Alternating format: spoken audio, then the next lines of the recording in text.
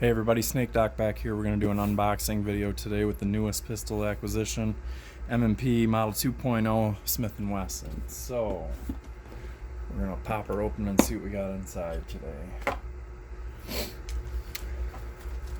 So in the top portion up here we have a manual and a lock. We have some protectant paper here. And then what we have here in front of us is a compact. Not the subcompact, this is the compact, and this one happens to be in 40 Smith & Wesson. You can also see that right here, 40 Smith & Wesson. Let's make sure that we are working with a safe firearm, and we are. So, what comes in the box? Well, we have a chamber block, chamber flag, if you will. These are 13 round magazines here. You can see that that is 13. You get 2 of them with it. That's the flush fit. And then you get 2 of these for the 15 round magazines. I do have 2 15 round magazines on order from AIM Surplus. Used mags, cheap. I think they're $13 right now. So I got a couple of those coming. We have 4 different size back straps. We have, this one is, they say right here on this little block. So this one's the medium, that's what comes installed on it. We have a small. We have the large. And what you can see about the large is how pear-shaped it is, how bulbous it is right here. And it gives a crazy palm swell right here, which, I don't know. I'm going to talk more about the grip in a little bit with you guys. And then the medium large is not as drastic of a palm swell, but it still gives you this additional part right here to make your reach for the trigger face more appropriate if you have larger size hands, which I do. And then our second magazine here, where you can see 40 Smith & Wesson or 357 SIG, 13 rounds. From my research, these are made by Metgar, so they should be, they're a good magazine in my experience. So let's move on. I'm going to move this out of the way here, throw these back straps back in, set that aside. We're going to do some measurements and a comparison with the Stoeger STR-9, which is going to be standing in for Glock right now. I keep my Glock loaded in a nightstand, so I didn't feel like messing with that this morning. So let's get down to the pistol. This is the M&P when it was released, the 1.0s. Sorry, there's something on the site. The 1.0s came out in a 4.25 inch barrel, which was the full size, and then there was their version of the compact, and the 1.0 was a like a 3.5 inch barrel and like a 2-finger grip, much smaller gun. In the version the 2.0s, the original compact is now the subcompact, and the compact is like the mid-size, which would be equivalent to the Glock 19 or 23 in their lineup. I'm sure you guys are aware of that now. But this one is a 4-inch barrel. They also do offer this in a 3.6 inch barrel. And the 3.6 inch barrel with the shorter grip frame is what the subcompact is as well. So we have 3-dot sights on this one. They are not night sights on this model. I believe night sights are available, as is a manual safety if you are one of those people that prefers one of those. I could go either way on this gun. On the M&Ps, they really did their manual safety pretty well, so it's fine if you get one, and it's easily removed. If you have a model with one, you can easily remove it, and there's little plugs right here that snap into the frame, and you can get those from Smith & Wesson for like $3 or maybe free. So depends on how good you are at talking, I guess. Let's see. So the 2.0, some of the changes that they did for that was they extended the steel chassis that's embedded into the polymer, and it goes forward to the dust cover now. It used to stop right here on the Model 1.0s, and you can't really see it because it's embedded in the polymer. But on this one, just to prove it, I guess, they milled out a couple holes right here. So you can see it on both sides. And on this side, it has one of those, not RFID, but whatever, one of those scan things. And then your serial number is also in the front portion one. They revised the trigger, and it's better on the 2.0. The brake is better, and the reset is somewhat better. It's still not as strong as a Glock, but it's a good reset. I don't really shoot off the reset very much unless I'm really just working on accuracy on targets. But when I shoot competitively, or if I'm just shooting, practicing drills and stuff, I don't shoot off the reset. I find myself letting my trigger finger come all the way out like that, which, you know, talk crap if you want, that's fine. Everybody shoots differently, and I seem to do pretty well with it.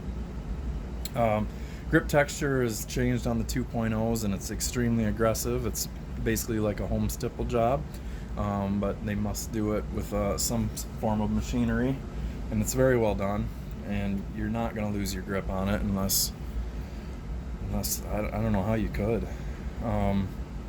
Ambidextrous slide release, however, I cannot get this left side, left-handed version, I can't get it to drop. I don't know how you could. So you'd have to be, I don't know if that'll break in or what. There's a detent here now that prevents it from the slide going home when you slam a mag in. That might be part of the problem. But yeah, just hitting that, there's no way you're getting that thing to charge. I mean, my hand, first of all, it's very small. There's not much of a roll to that you can get a grip on, and my thumb's just sliding right off of it. And to do 2 fingers on it, oh, that was everything I could give it, and it finally went home. So, not a great design. FN seems to do it way better, and there's a few other ambi pistols that do it way better, like the HKs and the PPQs, where the bar comes through here and the levers are a lot longer. That's kind of poor execution in that, in my opinion. Let's see. So you can always resort to a slingshot method, and there's a ledge on the sights, so if you wanted to charge it off a tabletop, you can definitely do that. So let's show internals real quick on it, and then we'll get to some measurements and a comparison and weight. So what you're going to do is lock your slide back, flip your takedown lever, send your slide home. There is that lever in there which can be flipped down by taking out your grip tool right here. I'll just do it for you guys just to show you. You just turn your bottom of your grip sideways and pull this thing out, and then we'll lock it back open. You look down in here, and there's a little wire that's painted yellow. You're not going to be able to see it on camera. And then you just grab it with your tool here and push it down. And what that does is it pivots the sear down out of the way. So now you can put your grip tool back in. Turn that, and that's locked back in place. Our lever is down out of the way. Let's see if you can see it. There you can see it below the ejector there. It's got that S shape. And then now when we send the slide home, it's going to come right off. So now I have that apart. You can see that there. I'm just going to reach in there and flip that back up. And when it's up, it sits right here. So here we have a stainless steel guide rod with a captured flat wire spring. Safety plunger is still captured by the sight, which is a poor idea in my opinion. It just makes it more difficult to do a trigger job. It's more difficult because you got to remove the sight to get that out if you want to polish that plunger, because there is a slight bit of grit in that. And then changing your sights, then you have to be careful about making sure you have pressure on the disc and all that. So it's kind of a dumb idea. I wish they wouldn't have done that. Internally, there is some changes on the 2.0s. Here now you can see this. That's the trigger bar, or the striker safety plunger deactivator. Part on the trigger bar comes back, and it trips this little block of steel right here. And then when it pushes that, then you can watch and the sear will drop. So before, on the Model 1.0s, there was a, let's see if I can draw it for you real quick.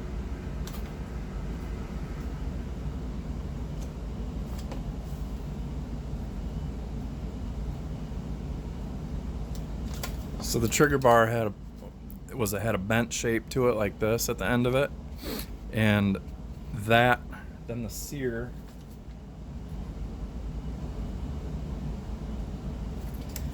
had this little ramp right here, and when those two surfaces hit each other, the farther you push that trigger bar back, the more that it tipped that sear down and let the striker come forward.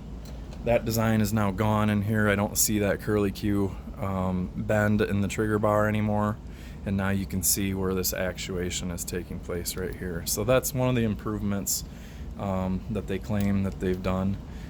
Here you can see that detent is going to hold that your slide release up, and it doesn't snap back down like on a Glock frame. When you take that apart, the Glock frame, you can lift it up and it's spring loaded and it just snaps back down. There's not a flared mag well on this, so that's another thing that they're lacking from some of the other manufacturers. Glock Gen 5s, the FN line has always had a tremendous mag well on it.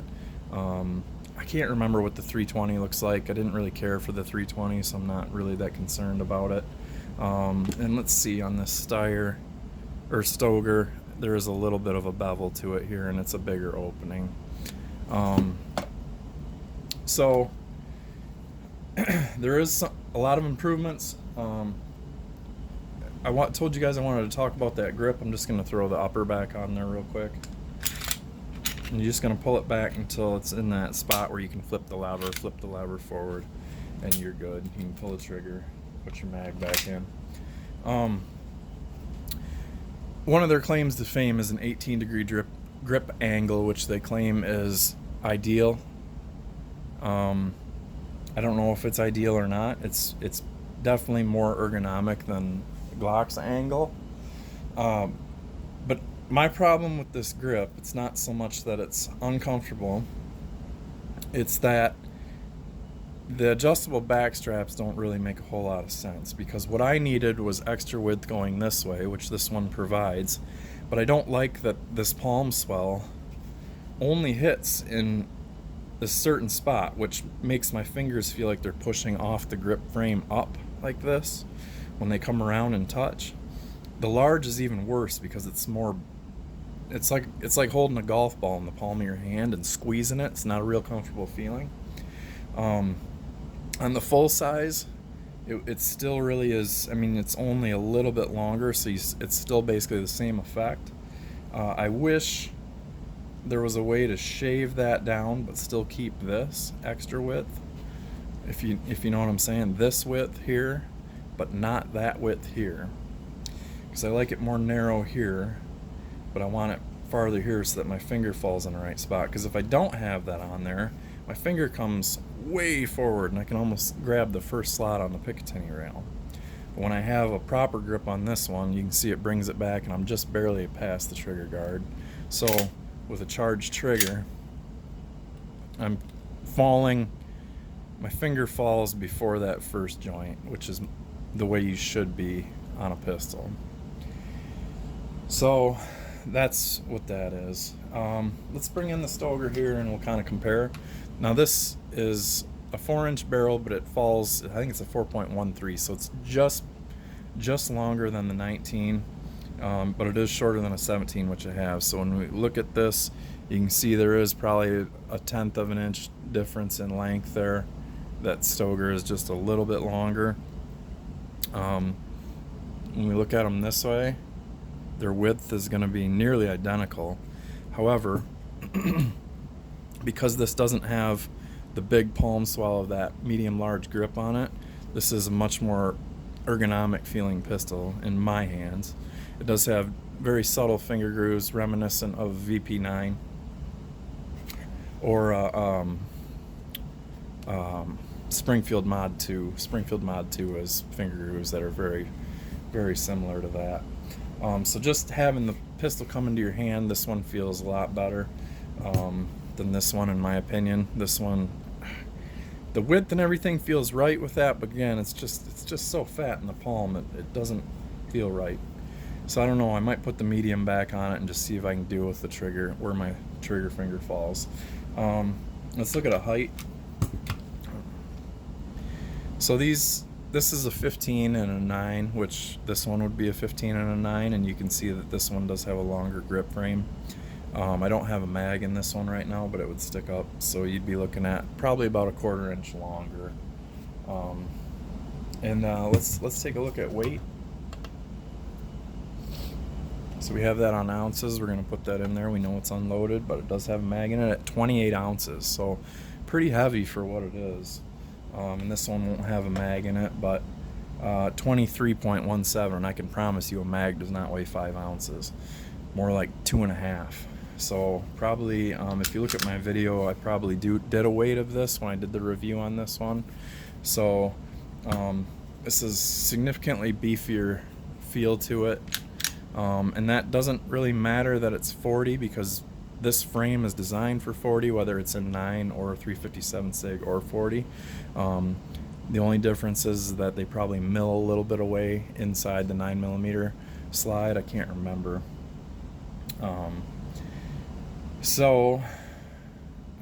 Let's see, what else can we talk about? Holster wise, I'm not going to carry this, so I got it to just have a 40, because I got rid of all my 40s, and I figured 40s are cheap right now.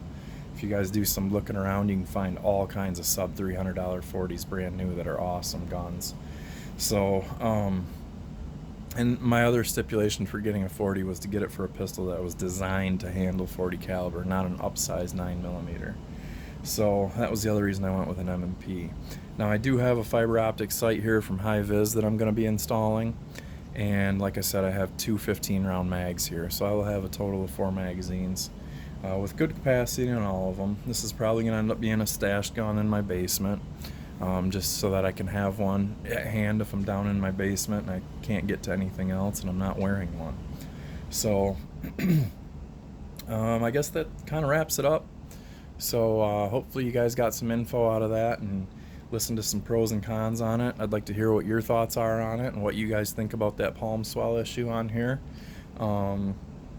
As far as that, I hope everybody's having a good holiday season, and New Year's Day's in a couple days, so I hope everybody has a happy New Year and a prosperous 2020. So thanks for watching. Always shoot safe.